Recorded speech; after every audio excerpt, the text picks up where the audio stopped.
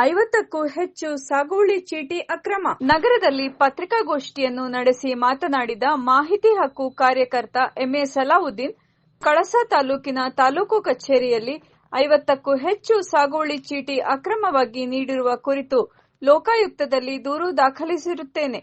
ಆದರೆ ದಾಖಲಿಸಿ ವರ್ಷಗಳೇ ಕಳೆದರೂ ಇನ್ನೂ ಕ್ರಮ ಕೈಗೊಂಡಿಲ್ಲ ಎಂದು ಆರೋಪಿಸಿದರು. 2017ರಲ್ಲಿ ಗೌರಿ ಕಾಲುವೆಯಲ್ಲಿ ನಾಸೀರ್ ಅವರ ಕೈಯಲ್ಲಿ ಮರಾಠಕ್ಕೆ ಸಂಬಂಧಪಟ್ಟಂಗೆ 15,000 ರೂಪಾಯಿ ಲಂಚ ತಗೊಂಡ್ಬಿಟ್ಟು ಜೈಲಿಗೆ ಹೋಗಿರ್ತಾರೆ. 2017ರಲ್ಲಿ ಹೇಮಂತ್ ಕುಮಾರ್ ಅವರು 2018ರಲ್ಲಿ ಮುಖ್ಯಮಂತ್ರಿ ಇವರು ಕುಮಾರಸ್ವಾಮಿ ಗೌರ್ಮೆಂಟ್ ಬಂದಾಗ ಅವರು ಪ್ರಮೋಷನ್ ಕೊಡ್ತಾರೆ ಶಿರಸ್ತಾರಾಗಿ.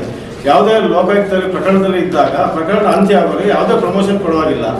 ಸರ್ಕಾರದವರು ಯಾವುದೇ ರೀತಿ ಅವತ್ತು ಗೋಜಾಗೋಟ್ ಇರ್ಬೋದು, ಇಲ್ಲ ಮುಖ್ಯಮಂತ್ರಿಗಳು ಕುಮಾರಸ್ವಾಮಿ ಅವರು ಒತ್ತಡ ಮಾಡಿದ್ಬಿಟ್ಟು ಅವತ್ತು ರೆವೆನ್ಯೂ ಇನ್ಸ್ಪೆಕ್ಟರ್ ಆಗಿರ್ತಕ್ಕಂಥ ವ್ಯಕ್ತಿನ ಯಾವುದು ಲೋಕಾಯುಕ್ತದಲ್ಲಿ ಪ್ರಕರಣದಲ್ಲಿ ಇದ್ದು ಇನ್ನೂ ವಿಚಾರಣೆ ಹಂತದಲ್ಲಿ ಇರುವಾಗಲೇ ಅವರು ಶಿರಸ್ತಾರ ಮಾಡಿದ್ರೆ, ಆ ಶಿರಸ್ತಾರರು ಮೂಡಿಗೆರೆ ತಾಲೂಕು ಕಳಸಾ ತಾಲೂಕು ವಿಭಾಗ ಆದಾಗ ಕಳಸಾ ತಾಲೂಕಿನಲ್ಲಿ ಶಿರಸ್ತಾರ ಕಾರ್ಯನಿರ್ವಹಿಸ್ತಾರೆ. ಕಳಸಾ ತಾಲೂಕಿನಲ್ಲಿ ಶಿರಸ್ತಾರ ಕಾರ್ಯನಿರ್ವಹಿಸ್ತಾ ಇರ್ಬೇಕಾದ್ರೆ ಒಂದು ತಿಂಗಳು 2022 ಫೆಬ್ರವರಿಯಿಂದ 2022 ಮಾರ್ಚ್ವರೆಗೆ ಒಂದು ತಿಂಗಳ ಕಾಲ ಇವರು ಪ್ರಭಾರ ಇರ್ತಾರೆ. ಪ್ರಭಾರ ಇರುವ ವ್ಯಕ್ತಿ ಯಾವುದೇ ಕಾರಣಕ್ಕೂ ಸಾಗುವಳಿ ಚೀಟಿ ಕೊಡೋಕ್ಕಿರಲ್ಲ. ಅವ್ರು ಏನಿದ್ರು ಕಚೇರಿಯಲ್ಲಿರ್ತಕ್ಕಂಥ ಕಾರ್ಯಭಾರ ಮಾತ್ರ ನೋಡ್ಕೊಂಡು ಪ್ರಭಾರ ಕೊಡ್ತಾರೆ. ಆ ಪ್ರಭಾರ ಇರೋ ವ್ಯಕ್ತಿ 50ಕ್ಕಿಂತ ಹೆಚ್ಚು ದಾಖಲೆಗಳನ್ನ, ಹಕ್ಕುಪತ್ರಗಳನ್ನ, ಸಾಗುವಳಿ ಚೀಟಿಗಳನ್ನ ಕೊಟ್ಟು ಅದ ನಂತರ ರಾಮೇಗೌಡ ಅನ್ನೋರು ಮೂಡಿಗೆರೆಯಲ್ಲಿ ಅವ್ರ ಮೇಲೆ ಪ್ರಕರಣ ದಾಖಲಿಸ್ತಾರೆ ಜಿಲ್ಲಾಧಿಕಾರಿ ಕಚೇರಿಯಲ್ಲಿ. ಅದರಲ್ಲಿ ಪ್ರಕಾಶ್ ಮತ್ತು ಶರತ್ ಎಂಬುವರು 2 ಜನ SDA ಮತ್ತು FDA ಮಾತ್ರ ಅಮಾನತು ಮಾಡ್ತಾರೆ. ಆದರೆ ಮುಖ್ಯವಾಗಿ ಏನು ಸಹಿ ಮಾಡಿರ್ತಕ್ಕಂಥ ಪ್ರಭಾರ ತಹಸೀಲ್ದಾರ್ ಯಾವುದೇ ಕ್ರಮ ಕೈಗೊಳ್ಳಲ್ಲ. ನಾವು ಲೋಕಾಯುಕ್ತದಲ್ಲಿ ದೂರು ದಾಖಲು ಮಾಡಿದ್ದೀವಿ.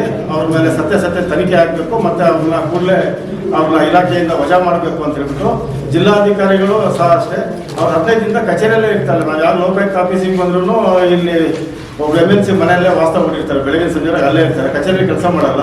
ಜಿಲ್ಲಾಧಿಕಾರಿಗಳ ಗಮನಕ್ಕೆ ತಂದ್ವಿ, ನಿಮ್ಮ ಏನು ಅಧಿಕಾರಿಗಳ ಭವನ ಏನಿದೆ, ಅಧಿಕಾರಿಗಳು ಅಧ್ಯಕ್ಷರು ಜಿಲ್ಲಾಧ್ಯಕ್ಷ ತಾವಾಗಿದ್ದೀರಾ, ಅಲ್ಲಿ ಪ್ರತಿದಿನ ಸಾಯಂಕಾಲ ಪಾರ್ಟಿ ನಡೀತಾ ಇದೆ. ಈ ರೀತಿ ನೀವು ನೌಕರಿಗೆ ಎಣ್ಣೆ ತೊಂಡಿ ಕೊಡ್ತಿರಲ್ಲ ಅಂತ ಹೇಳಿದ್ರೆ, ಇಲ್ಲ ಒಂದಿನ ಪರ್ಮಿಟೆಡ್ ಕೊಟ್ಟಿದೆ ಅಂತ ಹೇಳ್ತಾರೆ. ಜಿಲ್ಲಾಧಿಕಾರಿಗಳ ಮೇಲೆ ನಮಗೆ ಅನುಮಾನ ಕಾಡ್ತಾ ಇದೆ. ಈ ಶಿರಸ್ತದಾರರು ಕಡೂರಲ್ಲೂ ಏನಿದೆ 40 ಏನು ಪ್ರಕರಣಗಳನ್ನ ಮಾಡಿದ್ರು, ಅದರಲ್ಲಿ 40 ಜನ ತಹಸೀಲ್ದಾರ್ ಪ್ರಕರಣ ತನಿಖೆ ಮಾಡಿದ್ರಲ್ಲಿ ಇವರು ಪ್ರಮಾಣ ಇದ್ದಾಗ ಇವ್ರ ಮೇಲೆ ಕೂಡ ಪ್ರಕರಣ ದಾಖಲಾಗಿದೆ. ಅದಾದ್ರೆ ನಮ್ಮಲ್ಲಿ 50 ಕೊಟ್ಟಿದ್ದಾರೆ, ಹಕ್ಕುಪತ್ರಗಳನ್ನ ಕೊಟ್ಟಿದ್ದಾರೆ. ಈಗ ಲೋಕಾಯುಕ್ತ ಇದು ಮಾಡಿ ದೂರು ಮಾಡಿದ್ದೀವಿ, ಇವ್ರನ್ನ ಇಲಾಖೆಯಿಂದ ವಜಾ ಮಾಡಬೇಕು ಅಂತೇಳಿ ಒತ್ತಾಯ ಮಾಡ್ತೀವಿ ತಮ್ಮ ಮುಖಾಂತರ.